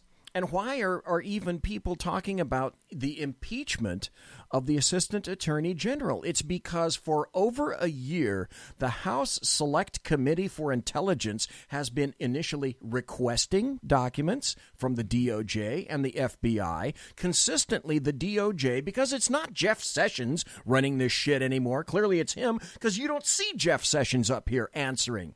Yep. Jeff Sessions is an absentee AG. The guy that's answering is the guy that apparently is the one that's been blocking the documents.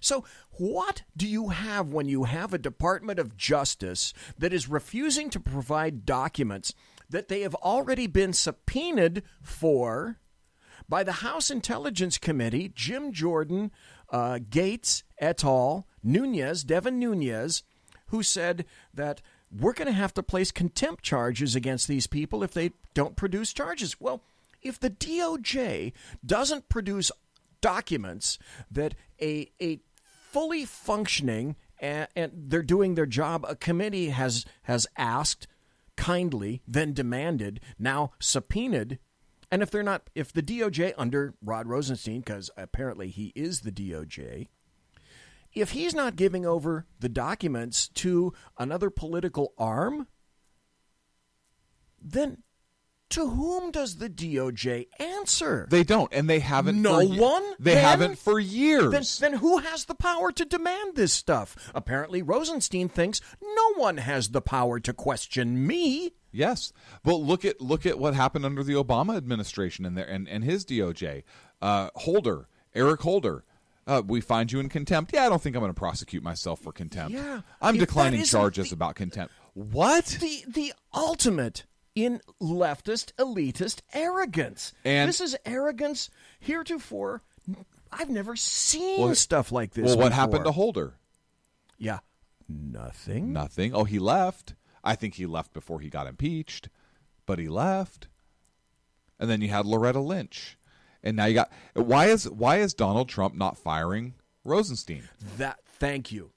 We got to go to a break, but that is the perfect way to close this segment. Why would you even need to broach the issue of an impeachment when you do, in fact, have one person sitting in the White House with the power, just like James Comey, to say, out with you? Yep.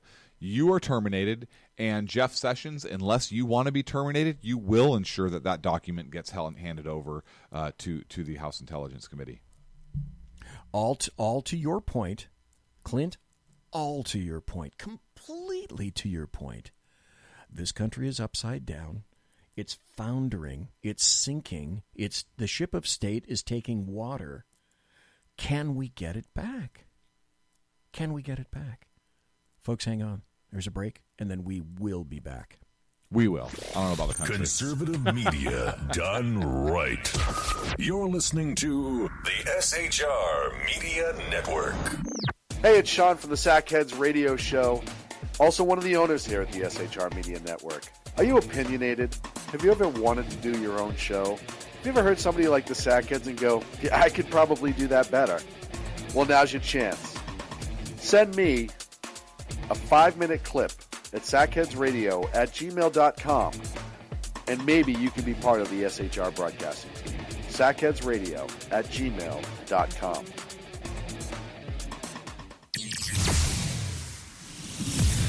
Broadcasting behind enemy lines in occupied California, a mere 2 miles from the state capitol, the bloviating Zeppelin's Berserk Bobcat Saloon Radio Show can be heard every Tuesday and Thursday night at 8 p.m. Pacific and 11 p.m. Eastern, only on the SHR Media Network. Go to shrmedia.com to listen. You can also watch on the SHR Media Facebook page and the SHR Media YouTube channel. No goldfish were abused in the making of this ad. When dirty politicians, shadow governments, and deceptive Islam blind the world with fake stream media smoke, their only fear is one man with a cane. I'm Dave Milner. Join me through shrmedia.com, highplainstalkradio.com, and the Western Free Radio Network at Spreaker, YouTube, and iTunes for a different perspective weekly on the Unpleasant Blind Guy. And catch me on Jeff Mitchell's EDL Radio on blogtalkradio.com. There's no surrender ever, because truth is not always pleasant. Hey guys, it's Sackhead Clint. I'm excited to tell you about a brand new show here on the SHR Media Network.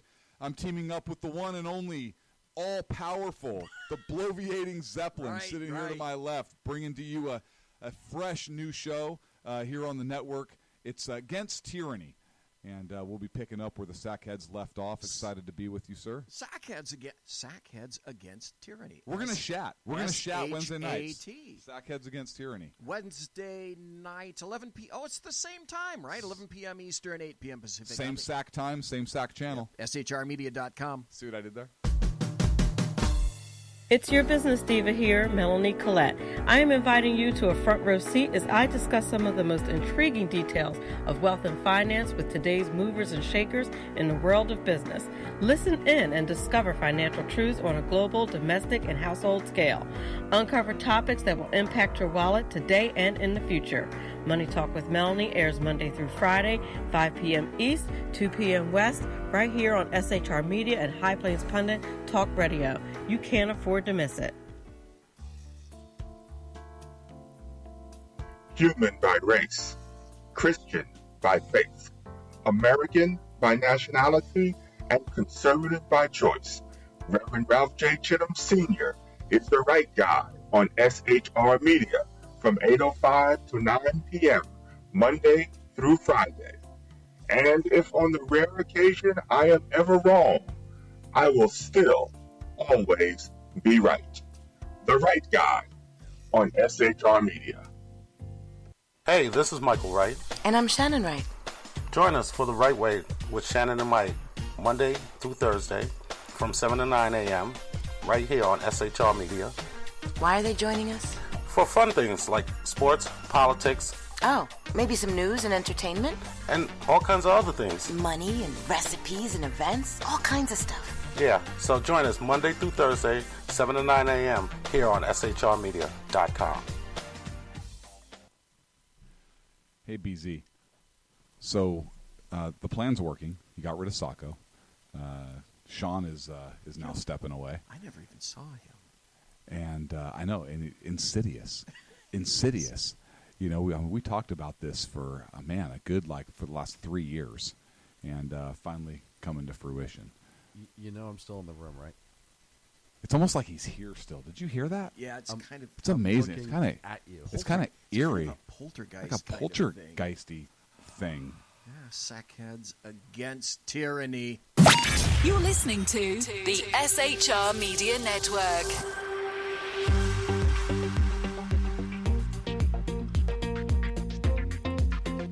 And we're back. I just sent you a text. Oh, thank you. Let me know when you get it. Okay. I think you'll appreciate it. It's the final half hour, folks. 2 hours have again, boom, gone by like that. Because it's what we do here at the SHR Media Network. Thanks for listening. Thanks for being in chat. Thanks for listening to us in podcast. We've gone over a whole bunch of stuff tonight, and we're talking about a lot of bad stuff. On the other hand, as Clint pointed out when we first came in here, there's a lot of good stuff that's going on as well. Clint, you pointed out SCOTUS. We've got Neil Gorsuch, and probably sometime this summer, we're going to have a second replacement. And the scuttlebutt is that Kennedy may be retiring. That's a second nomination that Donald John Trump may get. Oh, I'm sure that'll fly right through. And the other thing is that he has the opportunity to now make an unprecedented number of nominations to the Ninth Circuit as well. Yes. Possibly even changing the complexion in a way of the Ninth Circuit DCA, the most overturned court on the entire planet, probably in the universe, and certainly the people that I communicate on Zephron, they say it's the Ninth overturn is overturned more than any other court on the planet Zephron as well. That's historical. That's they haven't seen it, we haven't seen it, and so there are some good things that are happening here as well. The economy is not in the tank. We're seeing people that are getting more jobs. We're seeing welfare rolls go down. We're seeing immigrants. Well, that's another story for another day. But we're seeing the general number of immigrants go down. Lawful immigration is going down by Donald John Trump. We're seeing industries start to rebuild. Yes, we're seeing metal and aluminum factories have said, okay, it's time for them to come back as well. We've seen businesses come back into the United States from Mexico and elsewhere. And historically, just like today or yesterday, 16 sitting members of Congress drafted an article indicating that they believe Donald John Trump, the guy with the dead orange cat on his head, should possibly be nominated for the Nobel Peace Prize. Can you, Clint, imagine? And not just for being the first president with an orange cat on his head. Oh, that's very true. Can you imagine the leftist heads that exploded all across the fruited plain when someone made that suggestion? I could hear the heads exploding. He would look. He would never win it because of the Nobel Commission and their makeup. But here's the thing. So you have everybody's focused on, all the media is focused on the Mueller investigation and Russia collusion. Nobody in the left-wing media, in the left-wing media is talking about what is happening in North Korea. And folks, President Trump is the reason why this is happening. The North Korea met with South Korea. Kim Jong-un was the first North Korean dictator to step foot across the border into South Korea since the Korean War. Yes. Since the 1950s. He's talking openly about stopping his, and granted, there have been talks before from North Korea. I understand this about placating and stopping certain things. I get that. But none of those dictators ever crossed into South Korea to meet face to face and openly discuss this. And he wants a few things. He wants a formal end to the Korean War. Unprecedented. That is unprecedented. Absolutely. He wants U.S. assurance that they are not going to militarily attack North Korea. Logical. Sounds logical from their end. Very, very logical. You were saying that you read somewhere they wanted inspectors, or they were going to open up. What I was saying is that they were becoming more conciliatory to allowing inspectors to come in to verify their programs, which is something that we didn't get that out of Iran. Oh, wait, that's another plus coming up here as well, isn't it? Yes, it is. Yes, it is. But back to North Korea, the unification, the inspectors, his willingness to stop his nuclear program? Yes. And so given Donald Trump's policies in the world and on the world stage, Obama's policies, in my opinion, were an abject failure. It weakened the position of the United States. It put us in a position to where North Korea felt they could bow their muscles. Russia thought they could go run ramp shot throughout places in the Middle East and in Europe, and did. He apologized Ukraine. for everything we ever did, and so Donald Trump's now position. Look, Syria dropped chemical weapons twice, and twice Donald Trump went in there and tore shit up. Yep. Okay. I think that this prompted North Korea to have an oh shit moment. Actually, to your point from before the show, I think this prompted China to have an oh shit moment. Yep. To send the little green train over for the little fat man, drag his ass into China, say, the United States is going to kill you. The United States is going to invade you. The United States is going to bomb your country. You will be defeated. We will not help you. Hallelujah. Come to Jesus, Kim. So come to Jesus. You better make something happen. Here is your game plan. Or we are going to allow the United States to blow you off the face of the map. I honestly believe that was the crux of the discussion, particularly as I'm seeing this play out. Because now, all of a sudden, little Kim is super happy to go talk to everybody and meet with everybody and give up his nuclear program. And please don't kill me, please don't kill me, please don't kill me. No more testing, no more nuclear testing, and no more missiles or rockets fired. And a dismantlement of their facility. It's just absolutely unprecedented. But this is the exact stuff that CNN, now at their lowest in terms of ratings, that they're not talking about. They're still. I switched to CNN today just because I swear to God, Clint, they're still talking about Stormy Daniels. I'm not kidding. I believe it.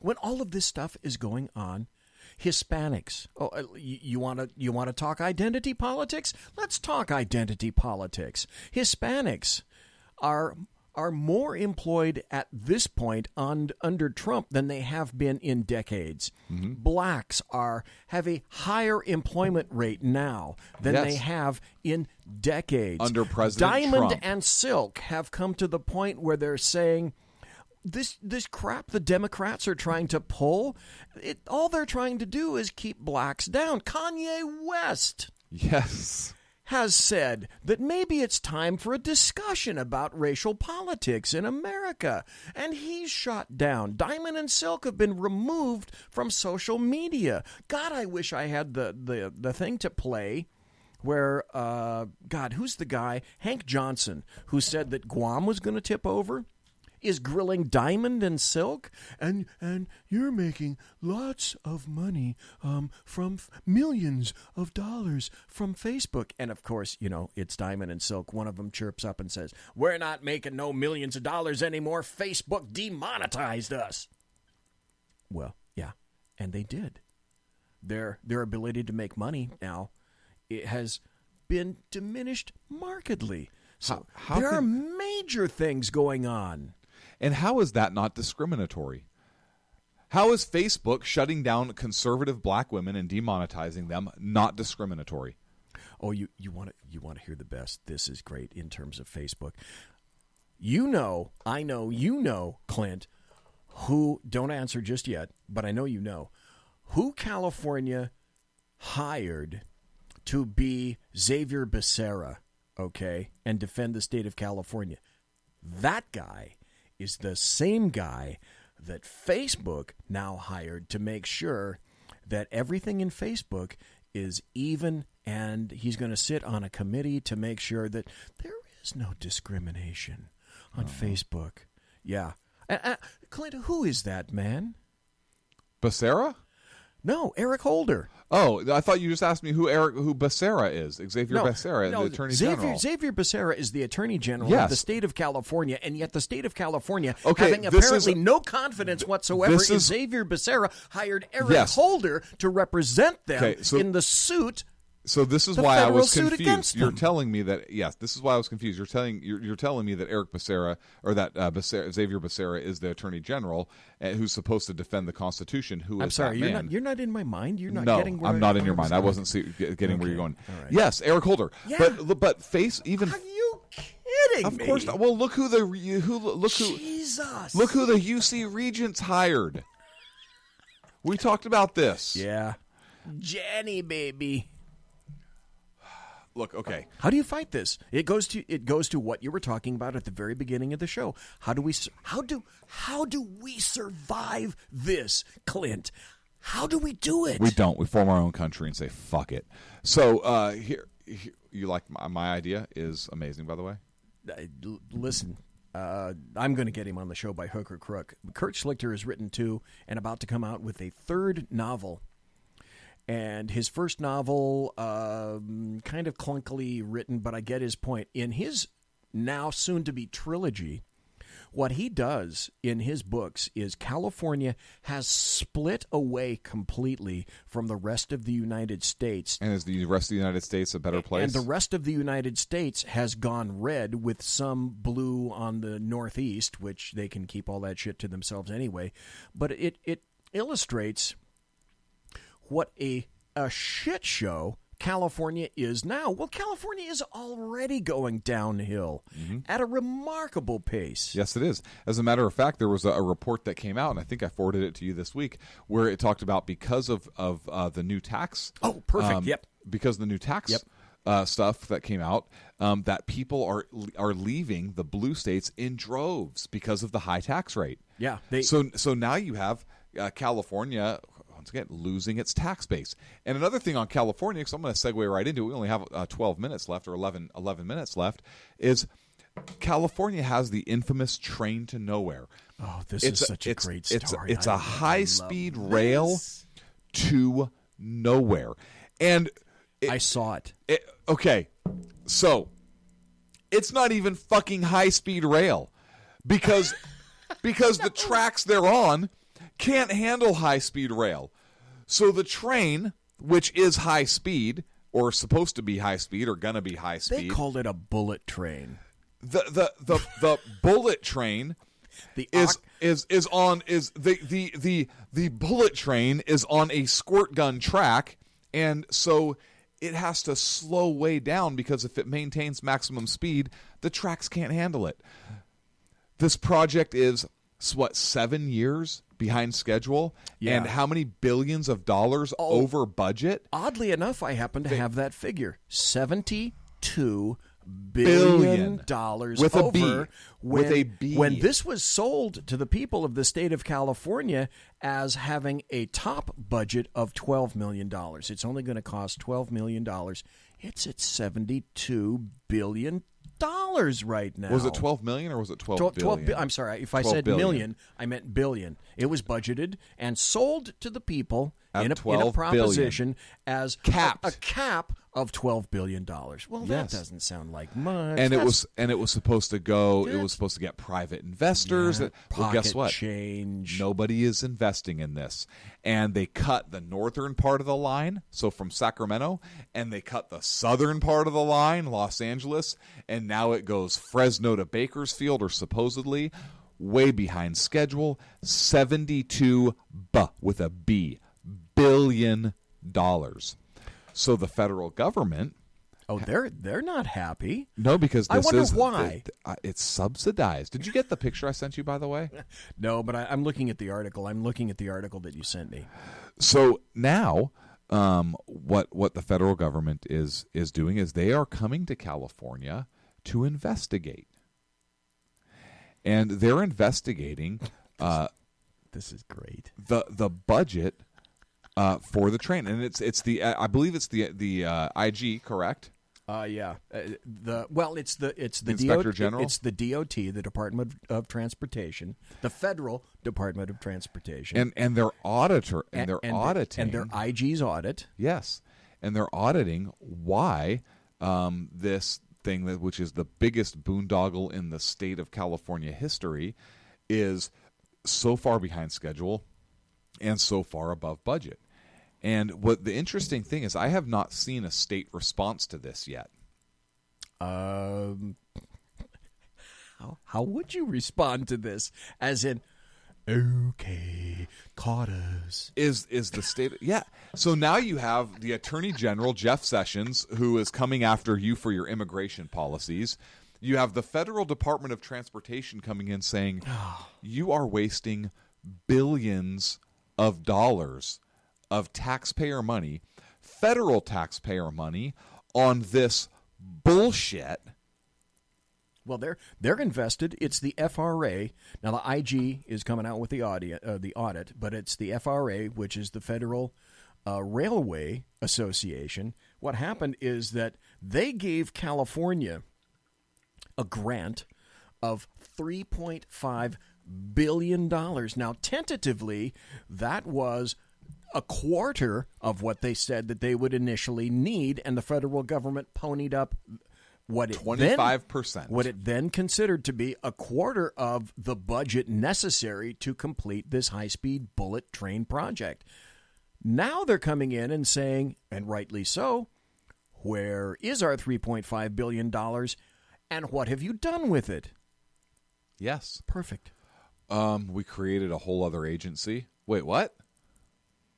Yeah, I went through. I got to tell you this. I think I don't remember. I talked to so many shows right now, but I drove down to Fresno, and there is an elevated section of the high-speed rail just before you get to Fresno off Highway 99. Mm-hmm. It's about 1,200 feet long. Mm-hmm. It's about 25 to 30 feet up in the air, and it goes nowhere. The southern, it ends on the southern tip after 1,000 feet, and it ends on the northern tip after about 1,000 feet. And oh, did I tell you that now I just read an article which indicates the concrete supporting pillars of just that section?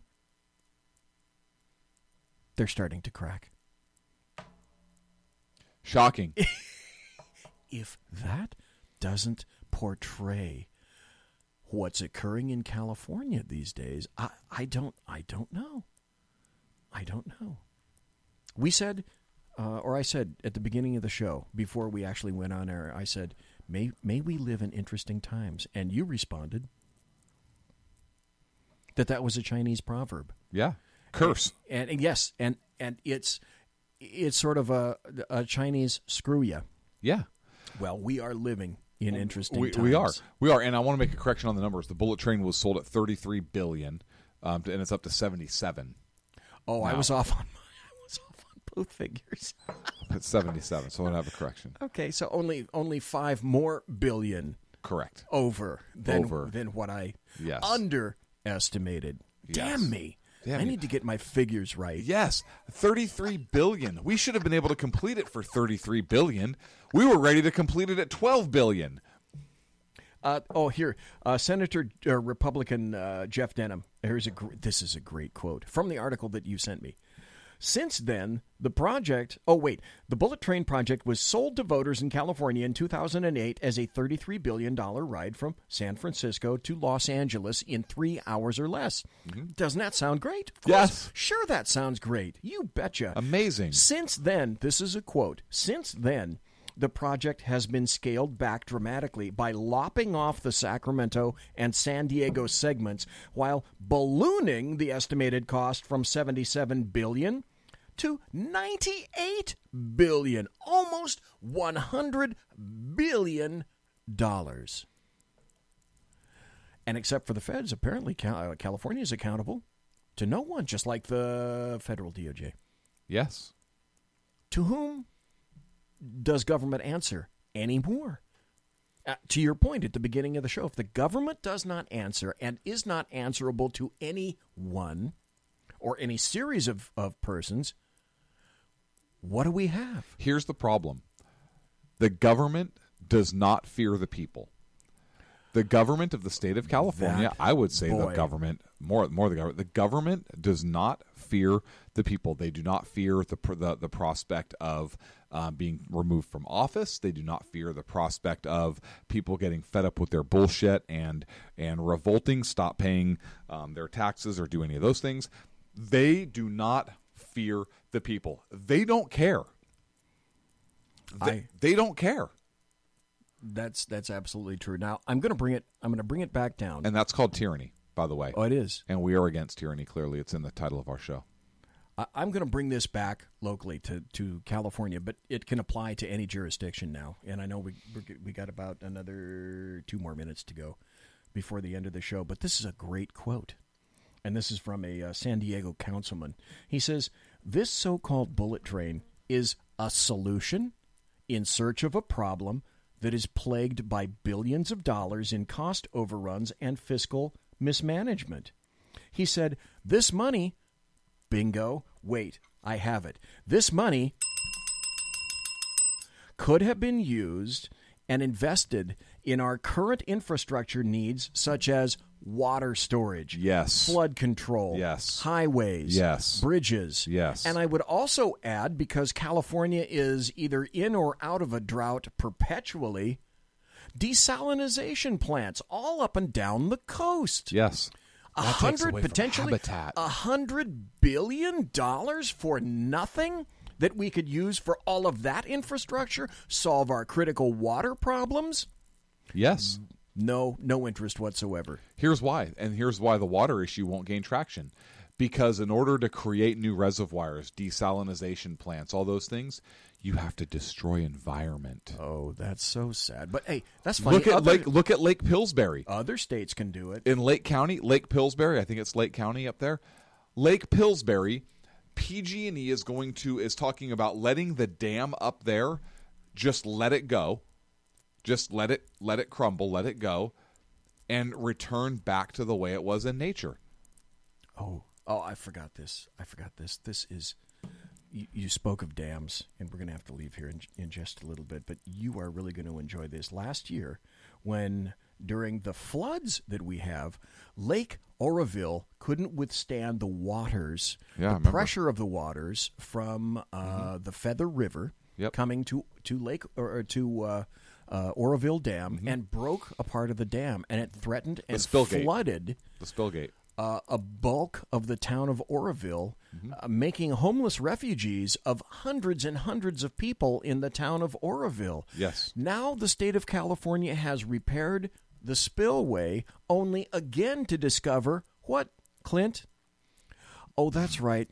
There are cracks in the spillway, and they're going to have to go back and do it again and try to repair it again after they already spent millions of your California taxpayer dollars. Millions and millions of dollars spent, pissed away, because there's no accountability for any of these people, for any of this stuff. How do we survive this? We vote them out of office, but people have to be engaged. And in California, they're not. No, they're not. All they want is stuff. Free shit. For themselves. Give me a wheel of free cheese. Give me my government job. Give me my dope. Give me my dope. Yeah, you can walk the hallways in BART and watch all these people shooting up. This state is gone. Here's what this state is.